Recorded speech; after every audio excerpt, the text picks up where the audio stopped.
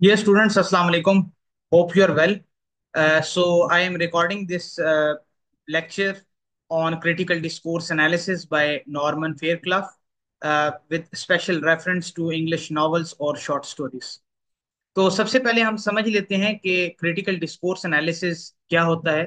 असल में discourse analysis जो है it is you can say it is a branch of linguistics as well. It is a major one of the major discipline और specialization in English linguistics.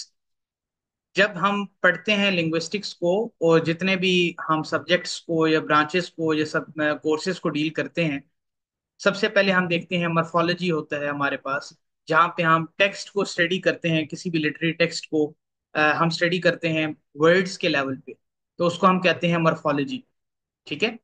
जब हम words को analyse कर रहे होते हैं, वर्ड्स को सिस्टमेटिकली स्टडी कर रहे होते हैं, इस तरीके से जब हम सेंटेंस को, सेंटेंस पैटर्न को, सेंटेंस स्ट्रक्चर को स्टडी करते हैं, फ्रेजेस को, क्लॉजेस को, तो उसको हम करते हैं डील सिंटेक्स के अंदर। इस तरीके से if we have to look for a meaning of a language, so we deal with semantics. तो वर्ड्स, फिर इस तरीके से सेंटेंस लेवल पे जब हम स्टडी कर रहे हैं तो मॉर्फोलॉजी, सिंटेक्स।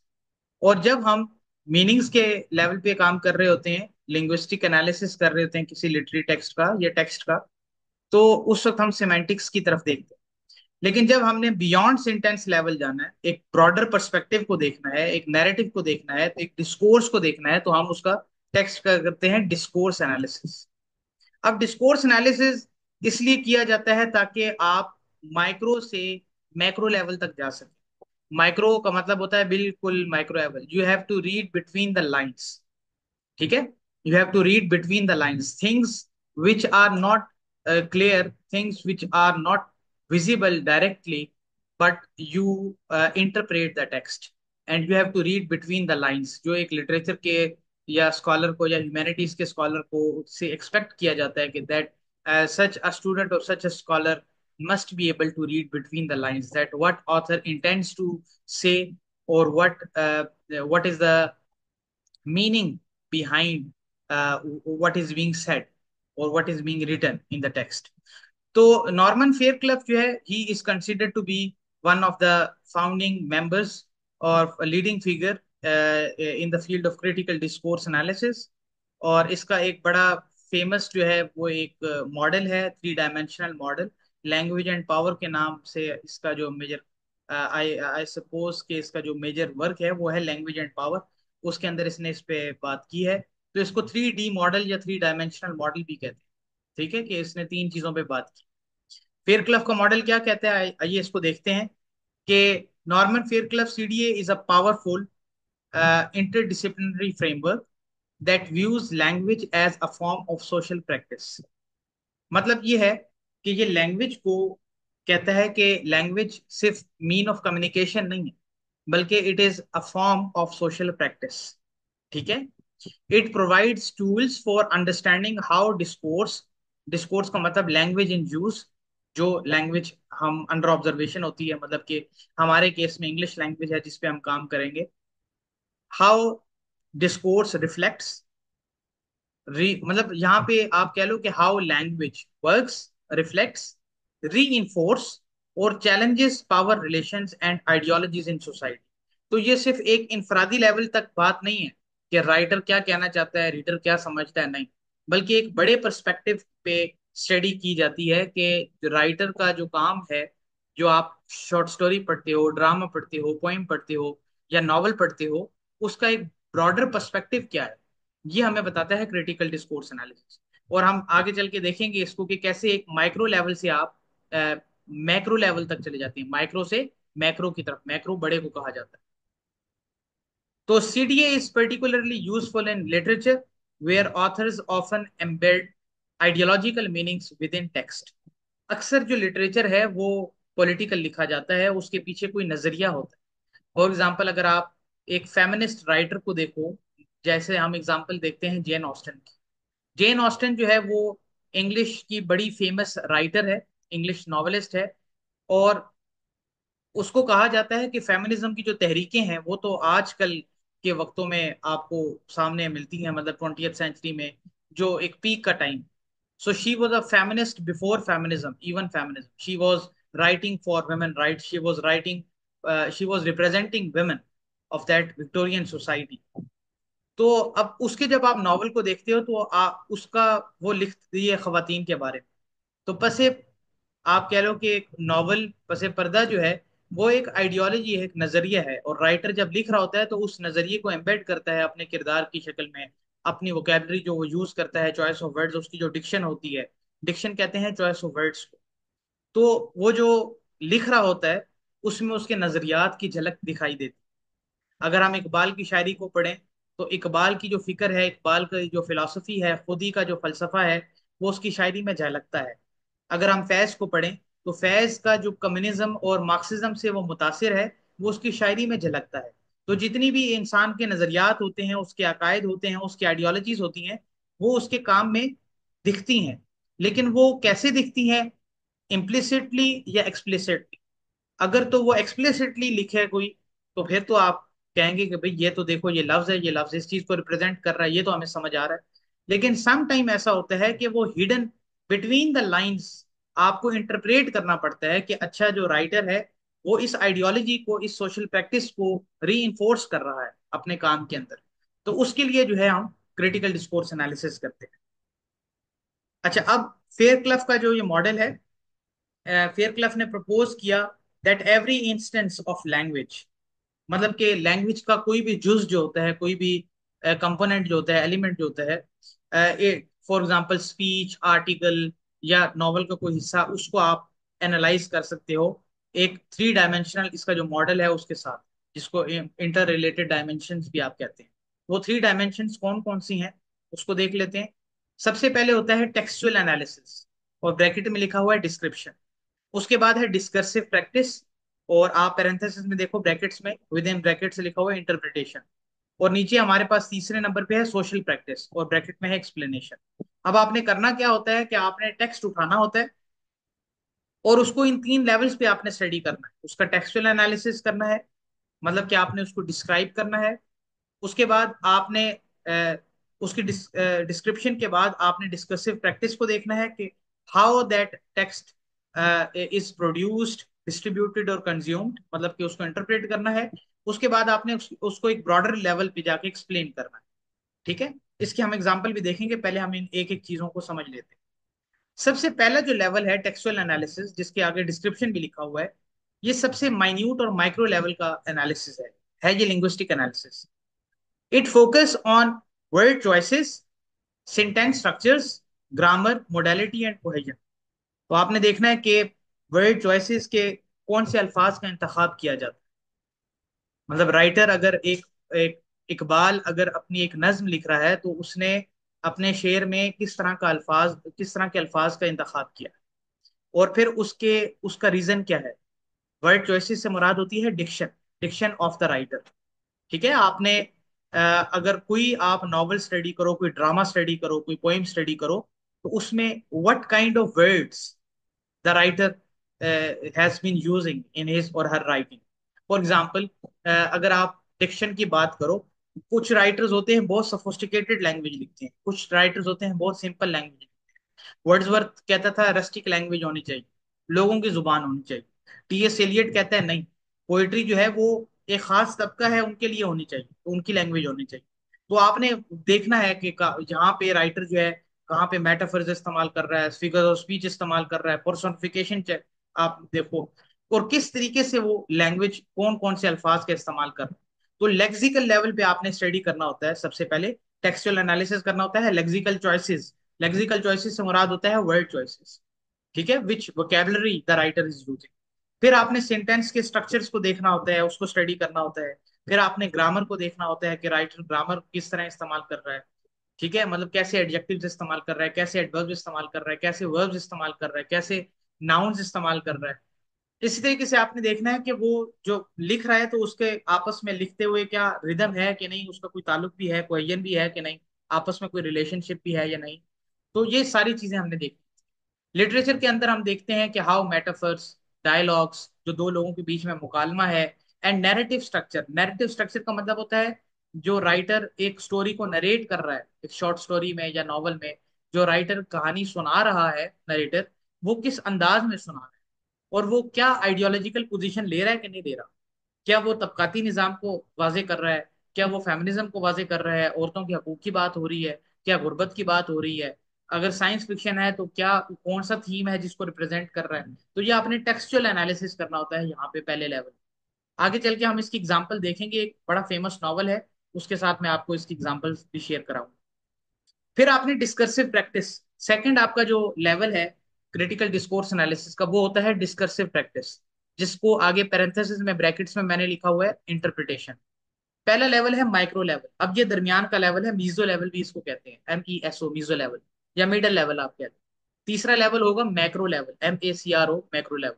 अब माइक्रो से आप थोड़ा सा ऊपर चले गए, पहले आप बिल्कुल लैंग्वेज के अंदर काम कर रहे थे, सेंटेंस स्ट्रक्चर्स को देख रहे थे, वर्ड की चॉइसेस को देख रहे थे, ग्रामर को देख रहे थे, कोहेजन को देख रहे थे, कौन से फिगर्स ऑफ स्पीच इस्तेमाल किए, मेटाफर्स, डायलॉग्स, नैरेटिव स्ट्रक्चर्स। अब आप थोड़ा सा ऊपर से उसी टेक्स्ट को ऊपर से देखोगे थोड़ा सा, फिर बाद में और ऊपर से देखोगे। तो पहले आपने माइक्रो लेवल पे देखना, फिर आप ऊपर से देखोगे, आप अगले लेवल पे, तीसरे लेवल पे और पीछे से ऊपर से देखोगे आप। तो आप देखते हो जब करीब से चीज को देखा जाता है तो आपको बहुत सी चीजें मिलती हैं, फिर आप ऊपर आते हो तो आपको एक बड़ी पिक्चर आती है नजर, फिर और ऊपर से देखते हैं तो आपको एक कंप्लीट पिक्चर दिखाई देती है। तो यही असल में होता है critical discourse analysis. Discursive practice में आपने क्या करना है, this level explores how the text is produced, distributed and consume. इसका मतलब क्या है, टेक्स्ट इज प्रोड्यूस का मतलब टेक्स्ट वो पैसेज है, वो लाइंस हैं जो आप पढ़ रहे हो। आपने बताना है, देखना है कि इस जुमले को कैसे लिखा गया, ये किस चीज का, इसका ताल्लुक क्या है दूसरी चीज के साथ, मतलब how it is distributed. So how it is produced, how it is distributed and how it is consumed. Produce कौन करता है, writer.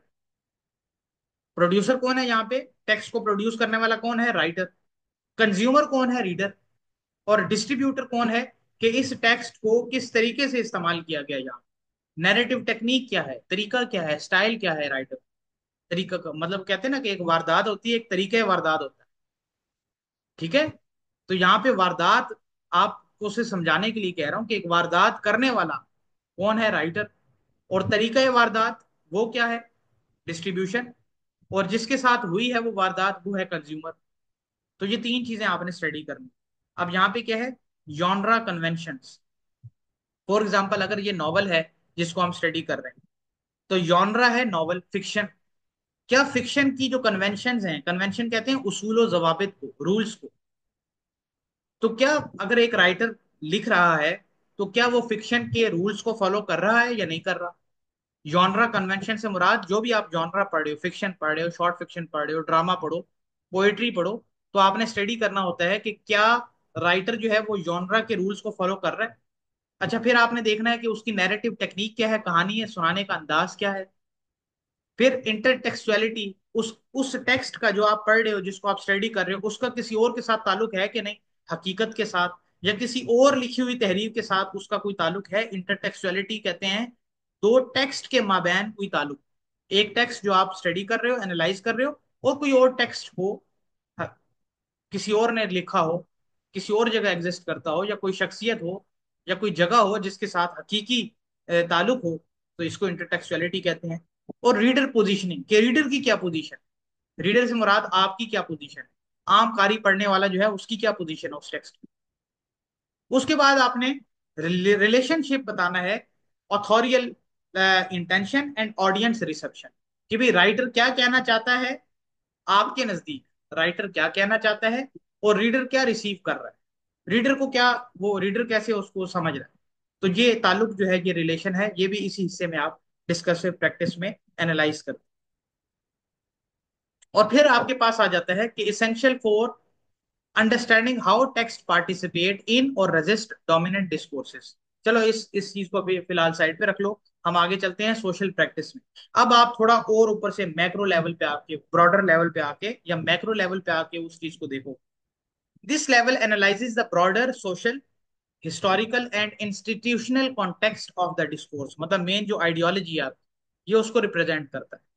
Broader social level, historical level, for example explore, it explores ideologies, power structures, जैसे अमीर गरीब, ठीक है, women empowerment, ठीक है, इस तरीके से पावर स्ट्रक्चर्स जो होते हैं उनको रिप्रेजेंट करता है। किसी बेसिकली एक आइडियोलॉजी को रिप्रेजेंट कर रहा होता है, किसी कल्चरल नॉर्म को रिप्रेजेंट कर रहा होता है, किसी सोशल इशू को रिप्रेजेंट कर रहा होता है, जैसे अटैचमेंट, जैसे ट्रॉमा, जैसे आइडेंटिटी क्राइसिस, इस तरह की चीजों। It also help to explain why a text uses certain language patterns. तो ये हिस्सा यहाँ तक जब आप पहुंच जाओगे तो आपको ये भी पता चल जाता है कि जो राइटर है वो इस टेक्स्ट को क्यों इस्तेमाल कर रहा है, मतलब इस तरह की लैंग्वेज, इस तरह की जुबान, इस तरह के अल्फाज क्यों इस्तेमाल कर रहा है, वजह क्या है उसकी, यहाँ पे आके आपको इसको भी पता चल जाता है। और लिटरेरी टेक्स्ट में आप ये बताते हो कि हाउ ऑथर्स या writers they critique to societal ideologies, कि वो कैसे माशरे की किसी स्टैब्लिश्ड जो एक आइडियोलॉजी होती है, एक नजरिया होता है, उसको कैसे उस तनकीद करते हैं, उस पर तनकीद से मुराद या उसको अप्रिशिएट करेंगे या उसके नेगेटिव एस्पेक्ट्स को हाईलाइट करेंगे। अब मैंने आपको ये समझाने के लिए एक एग्जांपल इसकी ली है। एक नॉवल है the namesake, NAMESAK, the namesake by Jhumpa Lahiri. ये एक अमेरिकन बंगाली राइटर है। अ, बंगाली राइटर है क्या, आई थिंक ये साउथ इंडियन राइटर है, ठीक है। तो इसने, आई थिंक ये बंगाली राइटर है अगर मैं गलत नहीं हूँ। बहरहाल she is an American Indian writer. इसका एक नॉवल है द नेम सेक, इस पे एक फिल्म भी है, आप फिल्म देख सकते हो। इरफान खान और टबू, जो ये बॉलीवुड हॉलीवुड की एक मूवी है, and they both are the main actors, the leading actors of that film, you can also watch it. इसके अंदर एक मेन कैरेक्टर है जिसका नाम है गगोल, गगोल गंगुली, ठीक है। और ये सेकंड जनरेशन इमिग्रेंट है जो बंगाल, हाँ, Bengali parents in the United states. इसके माँ बाप जो हैं वो बंगाल में जाते हैं, MIT में, वो पता नहीं हार्वर्ड में प्रोफेसर होता है या MIT में प्रोफेसर होता है, इसका जो बाप होता है। ये गगोल वहां पे पैदा होता है। इसके माँ बाप जो हैं वो अपने बंगाली कल्चरल रूट्स को छोड़ नहीं पाते, रह भी रहे हैं अमेरिका में। और ये जो बच्चा है ये बड़ा कंफ्यूज सा है। अब इसका नाम है गगोल, और गगोल गंगुली, क्योंकि ये professor Ganguli, Mr and Mrs Ganguli का बेटा है। और इसकी एक आइडेंटिटी, इसकी एक शनाख्त जो है, उसका ये बड़ा एक क्राइसिस में रहता है कि मैं हूं कौन असल में। क्योंकि इसको कहते हैं ABCD, अमेरिकन बॉर्न कंफ्यूज्ड देसी। ये एक पोस्ट कॉलोनियल टर्म है जो अमेरिकन ने, मतलब कि ये ऐसे बच्चों के लिए, ये जो इंडियंस हो गए, पाकिस्तानी हो गए, जो बाहर जाके, मतलब सेकंड जनरेशन, थर्ड जनरेशन, जो बच्चा बाहर पैदा होता है, जब वो पैदा होता है तो घर में माँ बाप उर्दू बोल रहे होते हैं, बाहर उसके फ्रेंड सारे इंग्लिश होते हैं, तो वो एक कल्चरल क्लैश में रहता है, ठीक है। तो इस नॉवल में क्या है कि the novel explores Gogol's struggle with his name, कि उसका नाम क्या है। माँ बाप ने उसका नाम रखा होता है गगोल। अब गगोल कौन था, इसका बाप जो है वो कहानियां पढ़ता है, तो वो एक रशियन राइटर है जिसका नाम था गगोल। शॉर्ट स्टोरी राइटर था, बड़ा मशहूर, उसने ही कमिटेड सुसाइड लेटर ऑन। बड़ा फेमस एक राइटर था, शॉर्ट स्टोरी फिक्शन राइटर था। गगोल उसका नाम था, रशियन राइटर। तो इसका बाप उसकी कहानियां पढ़ा करता था और बड़ा उससे मुतासिर था। तो ये अपने बेटे का नाम रख देता है उसके नाम के ऊपर, गगोल। अब ये जब बड़ा होता है, स्कूल में जाता है, कॉलेज में जाता है, इसको दोस्त बुली करते हैं, छेड़ते हैं। तो ये सारे जो है ना, इसको निक, तो इसका नाम चेंज कर देते हैं और इसका नाम रख देते हैं निखल। और क्लास में जो इसके दोस्त हैं अमेरिकन, वो इसको बोलते हैं निक। अब ये कंफ्यूज है कि मैं निखिल हूँ, मैं गगोल हूँ। और क्योंकि फैमिली में, खानदान में सारे गगोल बोलते हैं, बाप गगोल बोलता है, और जो एक सरकारी नाम है शनाख्ती कार्ड पे वो लिखा हुआ है निखिल। और गोरे जो हैं वो इसको, दोस्त सारे जो है, टीचर्स हैं या कलीग्स हैं, इसके दोस्त जो हैं, इसकी गर्लफ्रेंड जो है वो इसको निक बोलती है। तो ये एक बड़ा कंफ्यूजन का शिकार है, निक हूँ, निखिल हूँ, या मैं गगोल हूँ, ठीक है। अब इस नॉवल के ऊपर हमने क्या किया, इस CDA को, नॉर्मन फेयरक्लफ के मॉडल को अप्लाई किया, just to make you understand कि कैसे आप इस टेक्स्ट को अप्लाई कर सकते हैं किसी टेक्स्ट के ऊपर, मतलब इस थ्योरी को अप्लाई कर सकते हैं, मॉडल को, CDA का। अब सबसे पहले मैं कर रहा हूं टेक्सचुअल एनालिसिस। टेक्सचुअल एनालिसिस या डिस्क्रिप्शन में मैंने क्या किया कि मैंने एक सेंटेंस उठाया है नॉवल के अंदर से। वो सेंटेंस क्या कहता है, he hates that his name is both absurd and obscure, that it is neither Indian nor American, but of all things Russian। अब ये एक जुमला है। अब आपने लेक्सिकल चॉइसेस निकालनी। कौन कौन सा वर्ड है इसमें, हेट्स, एब्सर्ड, ऑब्सक्योर। ये एक जुमले के अंदर, सिर्फ एक जुमले के अंदर ये तीन वर्ड्स हैं जो क्या रिप्रेजेंट कर रहे हैं, strong emotional detachment, which represents confusion, chaotic state of mind, identity crisis को रिप्रेजेंट कर। तो ये आपने तीन वर्ड्स एक जुमले से निकाला है, मैंने कोई ज्यादा पैराग्राफ में नहीं जाना, सिर्फ एक जुमले की एग्जांपल दिया। अच्छा, उसके बाद सिंटेंस को देखो, सिंटेंस का structure, use of the neither nor but construction implies a lack of belonging or rooted identity. तो इस जुमले में ये जो नाइदर, ना मैं इंडियन हूं ना मैं अमेरिकन हूं, धोबी का कुत्ता ना घर का ना घाट का, तो ये जो जुमला होता है, ये जुमला क्या रिप्रेजेंट करता है, ये भी रिप्रेजेंट करता है रूटेड आइडेंटिटी, कि भाई आइडेंटिटी क्राइसिस है, मैं हूं कौन, मेरी शनाख्त क्या है। तो ये सिंटेंस, सिंटेक्स की एग्जांपल है इसमें। फिर टोन क्या है, tone, tone, the intensity of the tone क्या होती है, या पॉजिटिव होती है, नेगेटिव होती है, सॉफ्ट होती है, या कोई कॉन्फ्लिक्ट को शो कर रही होती है। The intensity of the language mirrors Gogol's internal conflict and dissatisfaction with his name. अब मतलब कि पूरे जुमले को जब आप पढ़ते हैं तो उसकी टोन रिप्रेजेंट कर रही है कि वो एक आइडेंटिटी क्राइसिस का शिकार है। ठीक है, मतलब कि वो एक एलिनेशन का शिकार है, अपने आप को वो मार्जिनलाइज्ड फील कर रहा है, एक मार्जिन पे फील कर रहा है। एक दायरा होता है, कुछ लोग होते हैं जो उसके मार्जिन पे होते हैं, कुछ लोग होते हैं जो अपने आप को एक माशरे के अंदर एलिनेटेड फील करते हैं, माशरा आपको एलियन समझ जाए और आपको एक साइड पे मार्जिनलाइज कर देते, तो इसको हम एलिनेशन कहते हैं। ठीक है। सो दिस लिंग्विस्टिक एनालिसिस जो हमने ऊपर किया एक जुमले का टेक्सुअल एनालिसिस, वो क्या कर रहा है, this this linguistic analysis reveals how Lahiri, मतलब कि जो राइटर है, she crafts Gogol's emotional turmoil and cultural alienation using carefully selected language. तो कितनी केयरफुली उसने लैंग्वेज का इस्तेमाल किया। तो ये हमने टेक्सुअल एनालिसिस किया सिर्फ एक जुमले का। आगे चलते हैं हम।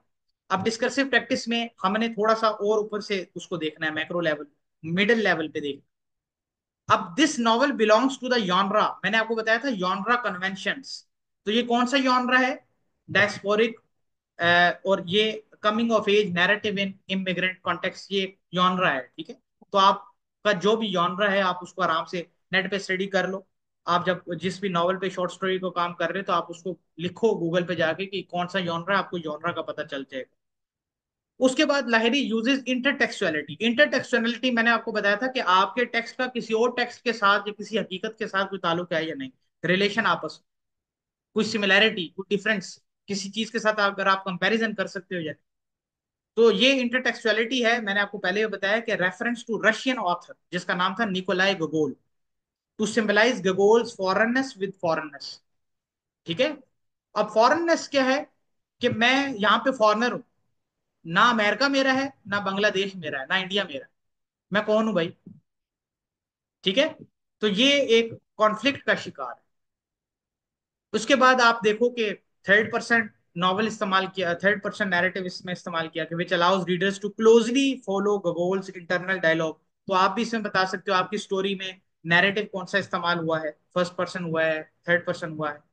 और intended for global audience the novel balances Indian American experiences with universality search for identity. तो अब आप इसको देखो कि एक ग्लो आपने, मैंने आपको बताया था कि डिस्कसिव प्रैक्टिस में आपने रिलेशन भी बताना है कि भाई राइटर क्या कहना चाहता है और रीडर क्या समझ रहा है। तो ये वही वाली बात है यहाँ।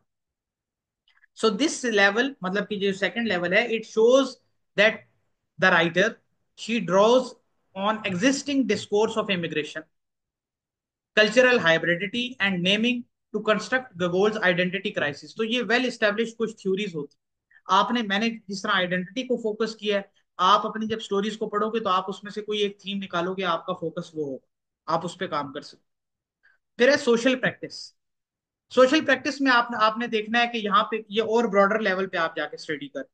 पोस्ट कॉलोनियल का मतलब ये होता है कि ये जो हम सारे एस्पेक्ट पढ़ रहे हैं, पोस्ट 9/11 अमेरिकन एंजाइटीज, कि 9/11 के बाद क्योंकि ये नॉवल लिखा गया, तो अमेरिका में लोग 9/11 के बाद जो पोस्ट 9/11 है, उसमें अमेरिका में जाके लोग खुद एक शनाख्त उनकी गुम होगी, गुमशुदा होगी, क्योंकि वो खुल के अपना इजहार नहीं कर सकते थे। They can not proudly say that they are Indians, they are Pakistanis, they are Muslims. वो नहीं बता सकते थे कि हम developing country, third world country या साउथ एशिया से हैं। तो ये पोस्ट 9/11 के बाद एक आइडियोलॉजी चेंज हुई। ठीक है। तो वो एक एक वो अपने आप को मिक्स करने की कोशिश करते हैं, जिसको कल्चरल हाइब्रिडिटी भी कहते हैं। ठीक है। अपने आप अपने कल्चर को दूसरे कल्चर के साथ मिक्स करना, कि हूं मैं मुसलमान, हूं मैं पाकिस्तानी, अंदर से देसी हूं, लेकिन बाहर से मैं कपड़े गोरों की तरह पहनता हूँ, जुबान गोरों की इस्तेमाल करता हूँ। वो मैं मिक्सिंग ऑफ टू कल्चर्स, इसको कहते हैं कल्चरल हाइब्रिडिटी। उसके बाद सोशल प्रैक्टिस में ही आप देखो कि ये जो ऊपर आपका जो टेक्सटल, एक सेंटेंस को ही लेके मैंने अभी शुरू किया हो, आपने जो टेक्स्ट को लिया, उस टेक्स्ट को आपने इंटरप्रेट किया, इंटरप्रेट करके आपने कहा जी ये राइटर जो है कहना चाहता है, और ये जो है रीडर समझता है। हो सकता है राइटर ये कहना चाहता है कीपिंग इन व्यू यार the language, choice of language of Jhumpa Lahiri.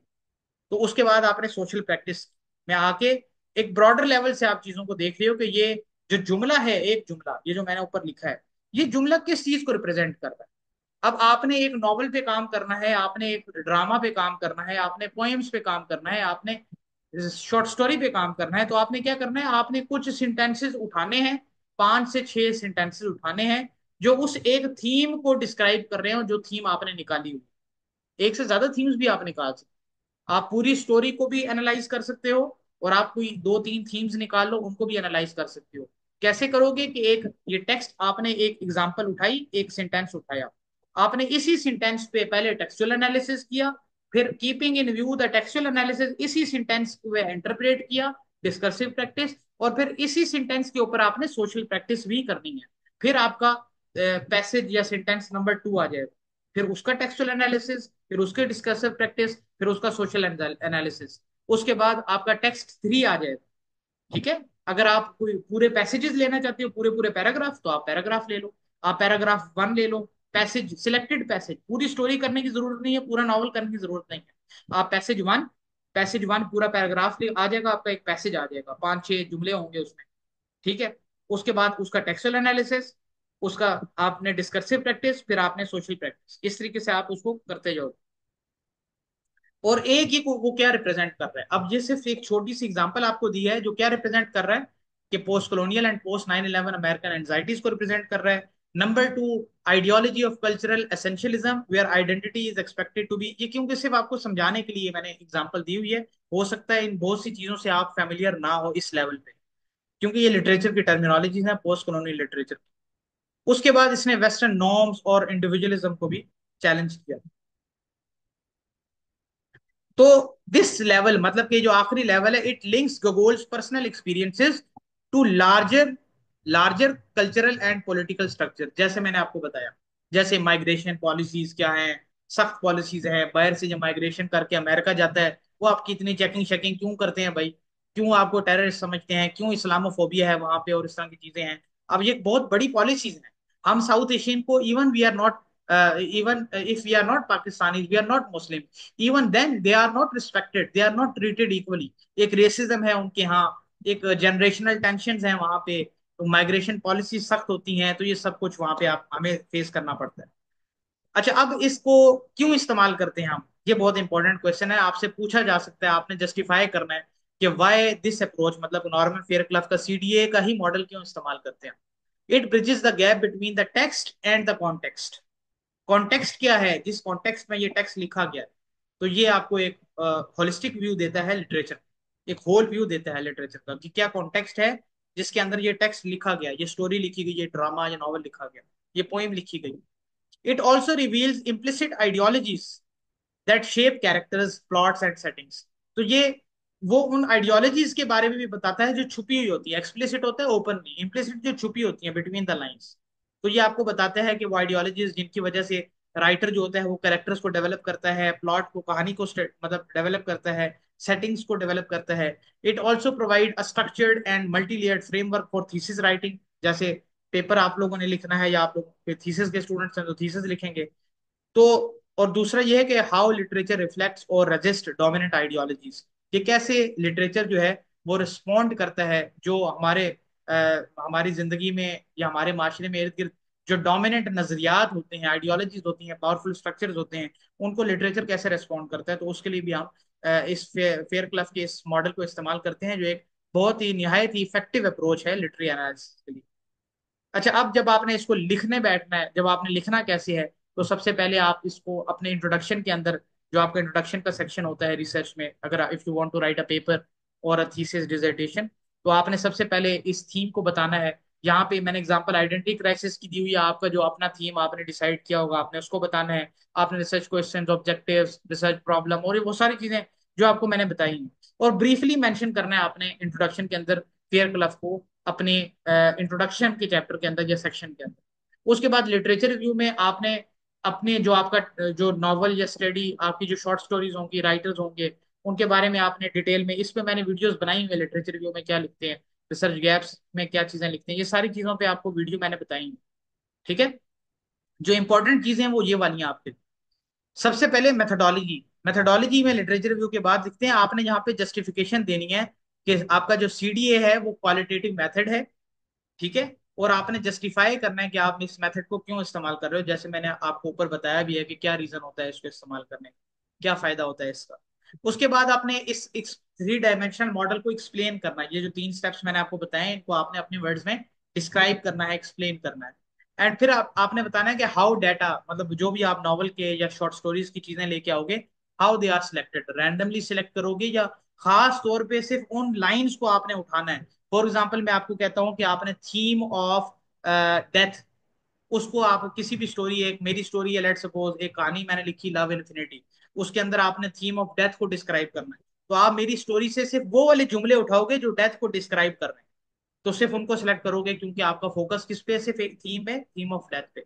या थीम ऑफ लव हो सकती है, थीम ऑफ आइसोलेशन हो सकती है, थीम ऑफ ट्रॉमा हो सकती है, थीम ऑफ अटैचमेंट हो सकती है। तो सिर्फ आपने अपने थीम को देखना है कि आपका फोकस किस पे है, सिर्फ फोकस वाले जुमले आपने उठाने हैं। या अगर कोई नॉवल है, बड़ा है, फिल्म है, उसका स्क्रिप्ट है, तो आपने सेंटेंसेस उठाए, डायलॉग्स उठा लेने हैं, या आपने डिस्क्रिप्शन उठा लेनी है या पैसेज उठा लेना है टेक्स्ट में से, तो उसको आप कर सकते हो। अच्छा, फिल्म का भी डिस्कोर्स एनालिसिस हो सकता है। फिल्म के स्क्रिप्ट का डिस्कोर्स एनालिसिस होता है। तो डिस्कोर्स जो होता है वो स्पोकन डिस्कोर्स भी होता है, वर्बल डिस्कोर्स भी होता है। उसके बाद आपने क्या करना है कि एनालिसिस के चैप्टर पे जाना है। एनालिसिस के चैप्टर पे आपने यही चीजें देखनी है। ये एक समरी आपको दे दी गई है यहाँ पे आपकी स्क्रीन के सामने। आपने स्ट्रक्चर करना है, तीन सब सेक्शंस बनाने हैं अपने चैप्टर के। पहला textual analysis, discursive practice, social practice. ऊपर पैसेज, टेक्स्ट वन या पैसेज वन, और textual analysis, discursive practice, social practice. फिर टेक्स्ट टू, टेक्स्ट थ्री, फिर उन्हीं की आगे ये तीन तीन चीजें इस तरीके से। टेक्स्ट टू की भी ऐसे textual analysis, discursive practice, social practice. फिर टेक्स्ट थ्री, फिर उसकी टेक्सचुअल, डिस्कसिव, सोशल, फिर टेक्स्ट फोर। तीन से चार जितनी भी आपकी रिक्वायरमेंट है, आपके जो आपके यूनिवर्सिटी की, इदारे की जितनी रिक्वायरमेंट है नंबर ऑफ वर्ड्स के हिसाब से, आप उतना काम कर सकते हो इसमें डिस्कशन। तो डिस्कशन ये सब कुछ जब एनालिसिस आप कर लोगे तो उसके बाद आपने डिस्कशन लिखनी होती है। डिस्कशन में आपने क्या करना होता है कि आपकी जो फाइंडिंग्स होती हैं आपने उसको सिंथेसाइज करना है, कंबाइन करना है, और एक समराइज करके समराइज करना है उसको। फिर आपने देखना है कि how novel or your short stories they refer to the theme which you have selected in earlier. ठीक है, कि वो जो एक स्पेसिफिक थीम है उसको कैसे रिप्रेजेंट कर रही है वो स्टोरीज। और फिर आपके जो रिसर्च क्वेश्चन हैं और जो थ्योरी है उसकी तरफ आपने रिफ्लेक्ट करना होता है, तो पूरा एक डिस्कशन का सेक्शन आप लिख लेते हो इसमें। उसके बाद एंड में आपने कंक्लूजन लिखनी होती है अपनी रिसर्च में, जिसमें आपने पूरी ओवरऑल एक समरी लिखनी होती है। और लिटरेरी कल्चरल स्टडीज, क्योंकि ये जो भी आपका फ्यूचर रिकमेंडेशंस आपकी क्या है, कि कैसे लोग आपकी रिसर्च को आगे लेके जा सकते हैं, कौन सी आपकी लिमिटेशंस हैं। और ये कंक्लूजन पे मैं अलग से वीडियो बनाऊंगा कि कंक्लूजन में आपने क्या लिखना होता है, how to you have to write the conclusion of your thesis or your research project or paper. उस पर मैं अलग से इंशाल्लाह वीडियो बनाऊंगा। तो होपफुली आपको इस जहां तक आज हमने पढ़ा है इसकी समझ आ गई होगी। If you have any question, you can contact me on my email as well, msarmad, sarmad 1395 @gmail.com। और उसके अलावा अगर डिस्क्रिप्शन में भी मैं अपनी ईमेल मेंशन कर दूंगा, if you have any question you are free to contact me. और थैंक यू सो मच। अल्लाह हाफिज।